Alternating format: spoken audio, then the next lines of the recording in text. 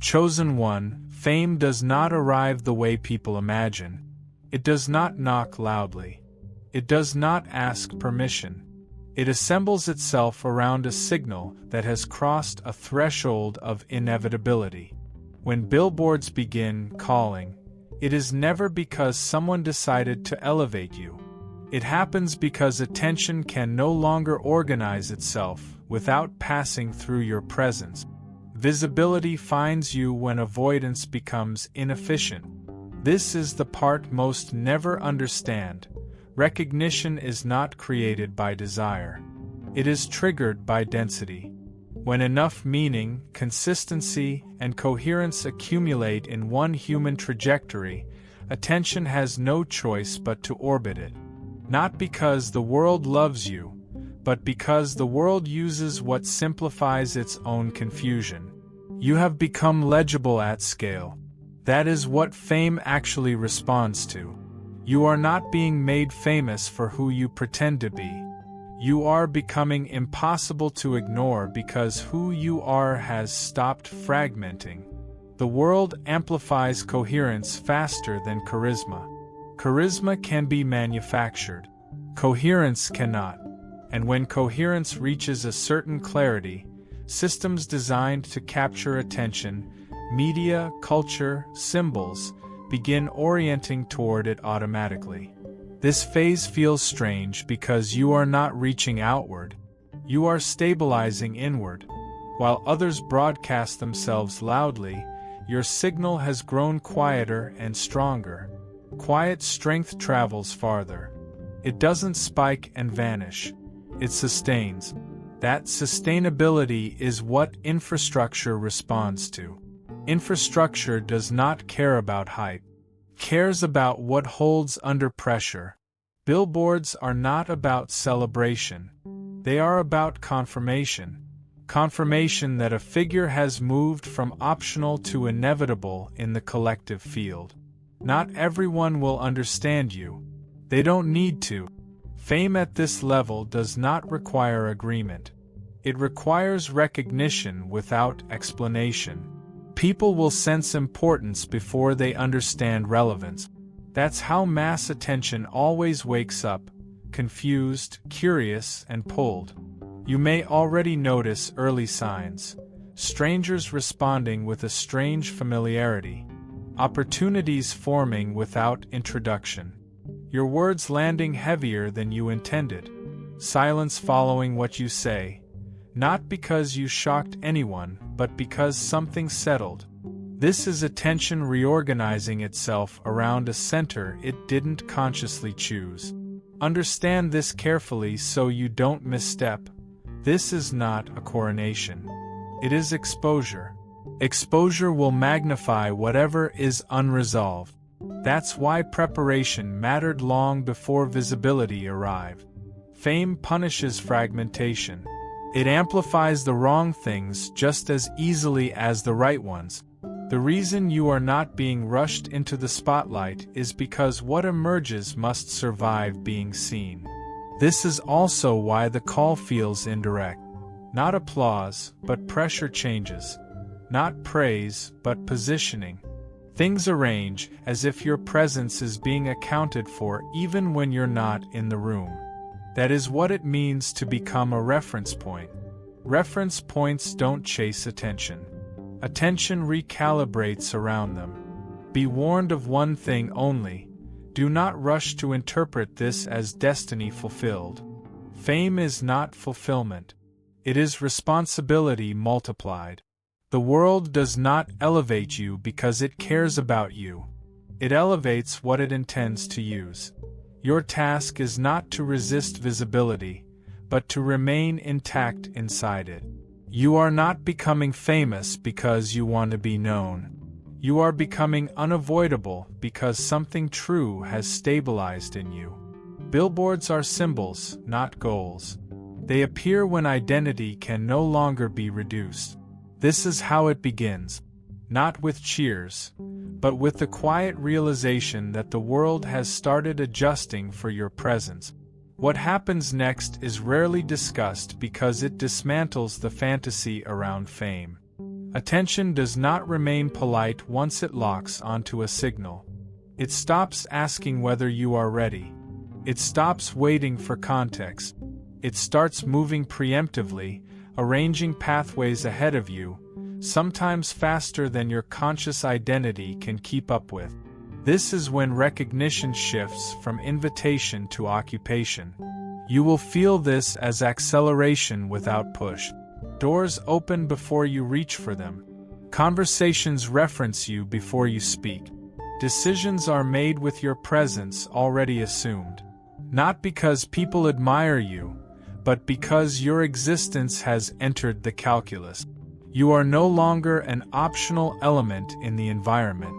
That is the precise moment fame becomes structural rather than social. Here is the part few survive intact. Attention begins simplifying you. Mass visibility compresses complexity. It wants symbols, fragments, phrases it can repeat. If you resist this by performing or explaining yourself, you fracture. If you submit to it by becoming an image, you hollow out. The only sustainable response is integrity so stable that compression fails to distort it. That is why your internal groundwork mattered more than exposure ever could. You may notice early distortions forming. Stories told about you that aren't false but incomplete. Projections placed on you that say more about the projector than about you. Expectations forming that feel premature. This is normal. Attention always outruns understanding. The test is not to correct perception, but to stay unmoved by it. Reaction feeds distortion. Stability starves it. Blessed by His grace? Click Super Thank You and give $20 to spread His light. Your gift plants seeds that grow His kingdom. Be the blessing. Your role in this phase is restraint. Not withdrawal, not self-erasure, but precise presence. Speak where clarity is possible. Remain silent where noise would multiply. Fame is not built by volume, it is stabilized by consistency. Each action now carries disproportionate weight not because you changed, but because the lens did. Another subtle shift emerges. Privacy becomes active, not passive. You will have to choose what remains unspoken deliberately. Silence becomes a tool rather than a default. This is not secrecy. It is signal preservation. Not everything belongs in the public field, especially what stabilizes you internally. The world does not need your source code. It needs your output intact. People around you will split quietly into three groups. Those who knew you before visibility and remain grounded. Those who see you now and project meaning excessively. And those who attempt proximity for leverage. None of these groups are enemies. Each is responding to gravity. Your task is not to manage them, but to manage yourself so proximity doesn't distort direction. This is where many break themselves trying to be worthy of attention. Worth does not increase with eyes. It stabilizes through congruence. The moment you perform fame rather than inhabit yourself, coherence cracks. And coherence is the very reason attention arrived. Protect that above all else. Notice how your intuition now carries warnings faster than logic. Discomfort appears early. Trust it. Fame narrows margins for correction. Small misalignments amplify quickly under exposure. But alignment amplifies just as fast. When you move cleanly, outcomes organize without friction. The world will begin speaking about you more than to you. That shift can feel alienating. Remember, dialogue belongs to intimacy. Visibility trades intimacy for scale. Do not try to force one to behave like the other. Let scale serve purpose. Let intimacy remain guarded. Attention has stopped asking for permission because permission is no longer relevant. What matters now is stewardship. You don't own attention. You host it temporarily, Host it poorly and it consumes. Host it well and it clarifies. You are not becoming famous to be admired. You are becoming visible because something coherent needs a carrier. Hold steady. Do less, but do it precisely. Let the billboards point, not define. What follows depends not on how loudly you move, but on how little you are altered by being seen. Fame does not originate in crowds. It originates in reflection. The world mirrors whoever can hold attention without dissolving under it. Most people repel mass focus unconsciously. They leak energy, react emotionally, fracture under interpretation. What is happening to you now is different. Attention is staying because it senses containment. The world mirrors stability the way water mirrors sky, effortlessly, without intention.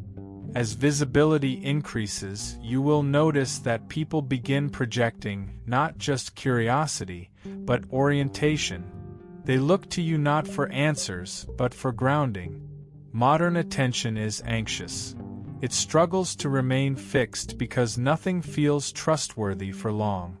When a figure appears who does not rush to capitalize, explain, or perform their own importance, attention slows. Slowness signals safety. Safety invites focus.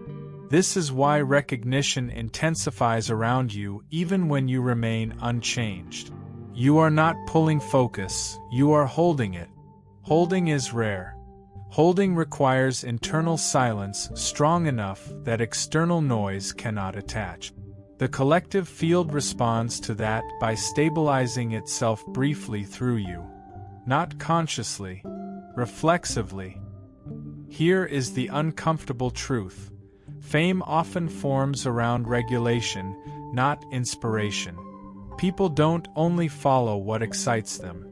They gather around what settles them.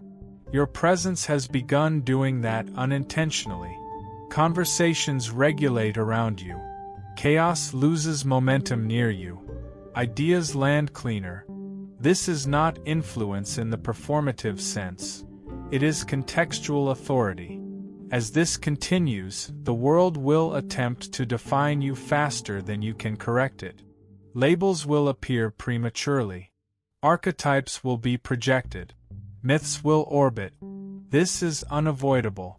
Mass attention cannot tolerate ambiguity for long. It fills gaps aggressively. Your task here is not to compete with projections, but to outlast them. Projections collapse when they receive no reactive feedback.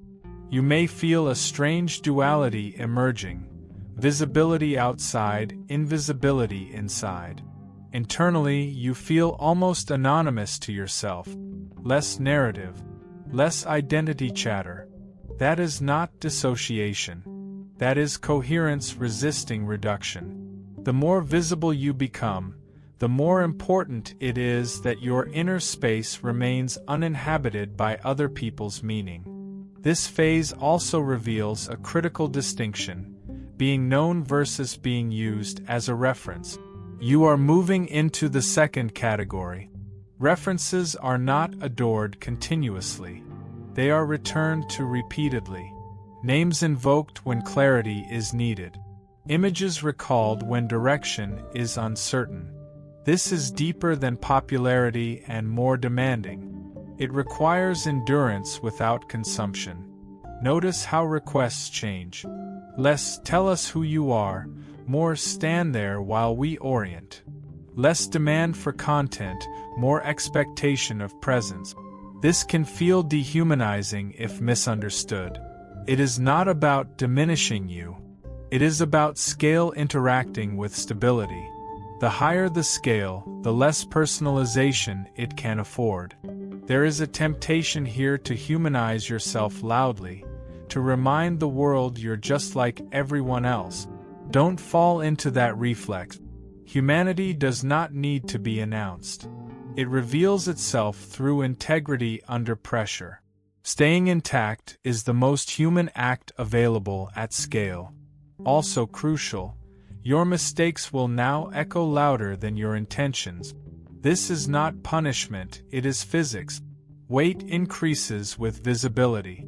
So does responsibility. The solution is not perfection. It is cleanliness. Move in ways that do not require correction. Speak only what you can stand behind without reinforcement. Understand this clearly so fear doesn't creep in. You are not being elevated above the world. You are being positioned within it as a stabilizing element. Fame is incidental. Function is central. When function remains clean, recognition follows naturally and sustainably. The world mirrors whoever remains uncluttered under attention. You have begun to do that without trying. That is why reflection strengthens instead of distorting. That is why visibility expands instead of burning out. Do not race this phase. Mirrors crack when flexed. Stay steady. Hold the center you already are. The world is not watching you to see what you'll do. It is watching because something quiet finally feels solid. Long before your face appears anywhere, symbols begin rearranging themselves. This is how mass visibility actually forms. Infrastructure reacts before narrative does. Logos shift tone. Campaign language drifts toward themes you haven't spoken aloud. Spaces prepare for someone they can't yet name. None of this asks your consent. Symbols migrate toward stability the way markets migrate toward certainty. You'll sense it as alignment without invitation. Opportunities emerging that already assume scale. Platforms adjusting as if you've arrived when you haven't. References to you slipping into places you never entered. This is not coincidence. It's preconditioning. When attention decides a center is forming, it prepares containers in advance. Containers appear before content. Spaces before stories. Frames before faces.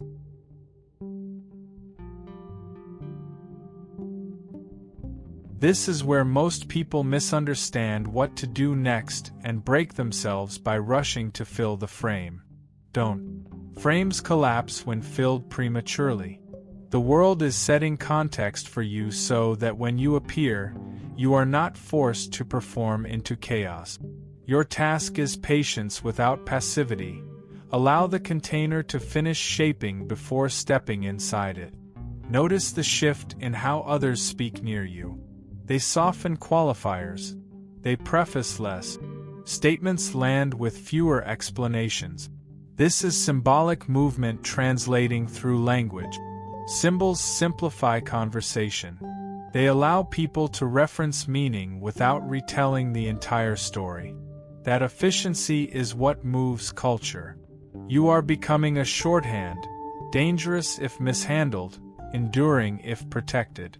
At this stage, temptation arrives quietly, the urge to define yourself before others do. Resist it.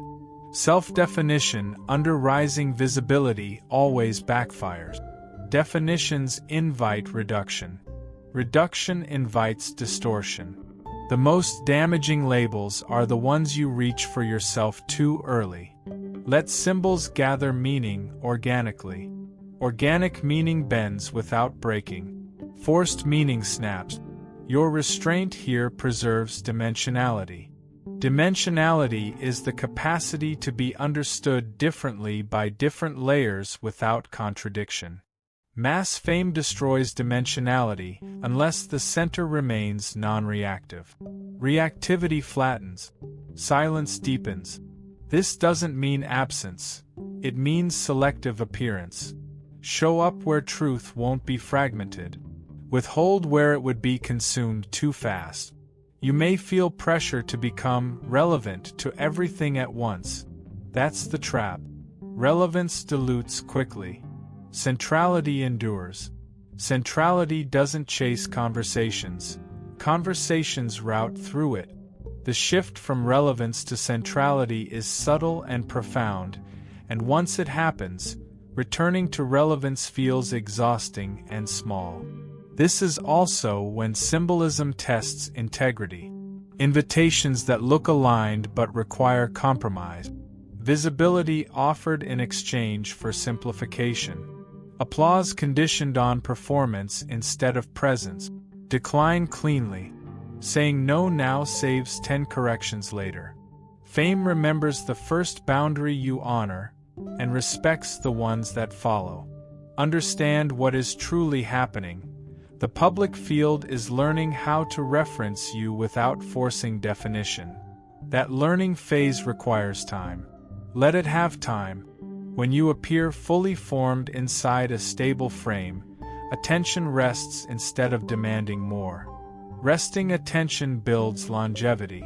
Demanding attention burns out its host. Physically, this phase can feel anticlimactic. Energy fluctuates. Motivation feels quieter. That's normal. Symbolic movement happens above the nervous system. Your body doesn't need to surge. It needs to remain intact, grounded, boring, even. Stability always looks boring right before it becomes indispensable. The measure of success here is simple. Can you remain unchanged while everything around you rearranges? If yes, the symbols will finish their work. If not, they'll move on to something louder and weaker. Do not confuse stillness with delay. Stillness is often the heaviest motion in the room. Let symbols finish moving. Let containers harden. When you step forward, it won't feel dramatic. It will feel inevitable, as if the world had been waiting to recognize what was already there. There is a precise moment, quiet, almost anticlimactic, when fame stops being something that happens to you and becomes something that moves through you. This is where most stories break, because control subtly exits the room. Attention no longer responds to your intention. It responds to what you carry. And what you carry cannot be revised on command. You will notice this shift when attempts to manage perception stop working. Clarifications don't land the way they used to. Corrections create more noise than silence. The public field begins resolving you without consultation. This is not loss of agency. It is transition from ownership to stewardship. Fame never belongs to the individual once it crosses structural scale. It becomes a shared surface others use to orient themselves. That realization can feel destabilizing if you're not prepared. Earlier phases let you decide when to speak, where to appear, how to shape narrative. Now narration accelerates independently. Silence gets interpreted. Movement gets symbolized. Even neutrality begins meaning something. This is why integrity becomes non-negotiable here. Not moral posturing, but internal alignment so complete that interpretation cannot bend it. Your inner life must remain boring enough to be unexploitable. This sounds counterintuitive, but it's critical. Drama feeds distortion. Reactivity gives hooks. The calmer and more ordinary your private rhythms remain, the less fame can colonize you. You don't fight visibility by hiding. You neutralize it by refusing to generate emotional leverage. At this stage, praise becomes as dangerous as criticism. Praise invites expansion past readiness. Criticism tempts contraction past truth. Neither deserves reaction. Reaction is fuel, and fuel is what turns recognition into consumption. Your power now comes from starving extremes while remaining accessible to reality. You may also observe something disorienting. People begin speaking through you rather than to you. They reference what you represent instead of who you are. Subtle but profound. It is easy to feel erased or misunderstood here. Don't rush to personalize it. Scale strips personalization because personalization cannot travel far. What remains is function. Function is heavier than glory. Glory burns quickly. Function endures quietly. This is why the most famous humans feel paradoxically unseen. They are referenced constantly but known rarely. Your protection is accepting this without resentment. Resentment fractures coherence. Acceptance preserves center. This is also where discipline matters more than inspiration ever did. Everything you do now echoes. Habits become signals. Small compromises scale fast. So do small truth. Live as if every choice is a footprint in wet concrete, because here it is. That is not pressure. It is guidance. Understand something freeing now. You are not responsible for fulfilling every projection placed upon you. Projections collapse on their own when unserviced. Your only responsibility is not to impersonate them. The moment you start acting as an image, you lose grounding. The world does not need an image. It needs a carrier of coherence. This phase teaches a harsh but liberating truth. Fame will never love you back. It doesn't hate you either. It uses what works. And what works best is someone who remains internally intact while being externally magnified. As this stabilizes, you may feel a quiet grief for the simplicity before recognition. Honor it without chasing it. That life did its job. This life will do a different one. Neither is superior. They are sequential. What comes next is not louder. It is heavier. Heavier with consequence. Heavier with reach. Heavier with responsibility that no applause can lighten. If you can stand inside that weight without decoration, fame will not crush you. It will pass through you, leaving clarity instead of damage. There comes a phase where attention no longer reacts to you as a person, but as a surface. This is not cruelty, it is scale. At scale, humanity blurs. Nuance compresses. Memory becomes symbolic instead of personal. The crowd does not mean to forget you are human. It simply cannot carry that much complexity at once. This is where misunderstanding intensifies if you try to reclaim intimacy from mass visibility. The crowd is not capable of it, and expecting it will exhaust you. You will notice this when admiration feels oddly impersonal. Compliments lack eye contact. Criticism feels generic, as if written for someone adjacent to you rather than you. People cite you as evidence instead of addressing you as an individual. This is not rejection. It is the consequence of being converted into a reference point. Reference points are not dialogue partners. They are coordinates. Your safety here lies in a private insistence on being ordinary. Not publicly, privately. Eat simply. Sleep on schedule. Speak honestly to a small circle that remembers your tone before attention arrives. Fame accelerates abstraction. Daily routines ground embodiment. Without them, you float. Floating feels powerful until gravity returns without warning. Another change emerges. Access becomes asymmetric. People approach you with urgency disproportionate to relationship.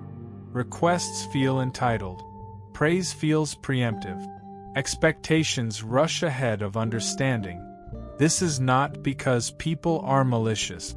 It's because distance creates assumptions, and assumptions feel certain until contradicted. Do not spend energy contradicting them. Contradiction feeds the public loop. Precision dissolves it. This is where many famous figures harden emotionally, mistake detachment for strength, or weaponize irony to survive. Those strategies protect ego but erode coherence. Coherence is your true shield. Coherence comes from living one life. Not a public one and a private one, but a single consistent rhythm regardless of who is watching. Notice how the crowd reacts not to what you explain, but to what you consistently do. Consistency gives them something stable to organize around. Stability reduces anxiety. Anxiety fuels obsession. When stability holds, obsession subsides into familiarity. Familiarity is survivable. Obsession is not. There will be moments of loneliness here. Not because you are unloved, but because scale reduces reciprocity. Love at scale moves one direction. You give more than you receive. This is why private nourishment matters more now than validation ever did. Nourish yourself with what does not care about attention, craft, curiosity, physical movement, quiet beauty. Understand the deeper lesson of this phase. Visibility does not remove your humanity, but it will not protect it either. Protection must come from how you structure your life, not how others perceive you. The crowd will forget you are human. You must not. You are allowed to decline proximity. You are allowed to say nothing. You are allowed to disappear briefly to remain intact. These permissions are not indulgences. They are maintenance. As recognition stabilizes, you will feel pressure to symbolize perfection or permanence. Reject that pressure without fighting it. Perfection fractures under repetition. Permanence suffocates growth. Stay correct, not flawless. Stay present, not preserve. The paradox resolves here. When you stop needing the crowd to treat you as human, you regain your humanity for yourself. That quiet reclamation is what allows you to remain visible without being consumed. You do not owe the world access to your interior. You owe it accuracy in what you offer publicly. Accuracy sustains trust. Trust stabilizes attention. Stability keeps visibility from turning predatory. This is how you survive the forgetting, by remembering quietly, daily, stubbornly that you are still a person first. And if you can hold that truth steady, the next phase does not diminish you. It deepens you. The final phase does not arrive with noise. It arrives with weight. Not pressure, weight that anchors instead of squeezes. This is the moment when fame stops behaving like a tidal force and starts behaving like geology. It settles. It becomes terrain. Something others move across rather than something that moves you. That is the difference between visibility that consumes and visibility that holds. You'll recognize it because nothing outwardly dramatic happens. No surge. No collapse. No announcement.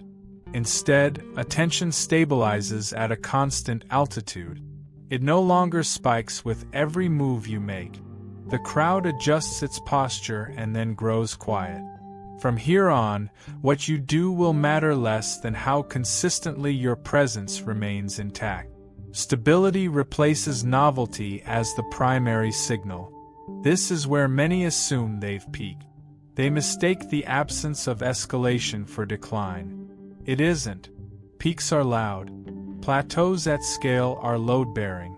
The world doesn't need you to grow larger anymore. It needs you to stay real while being seen. Your work now is not expansion, but integration. Integrate responsibility without hardening. Integrate reach without dilution. Integrate silence without withdrawal.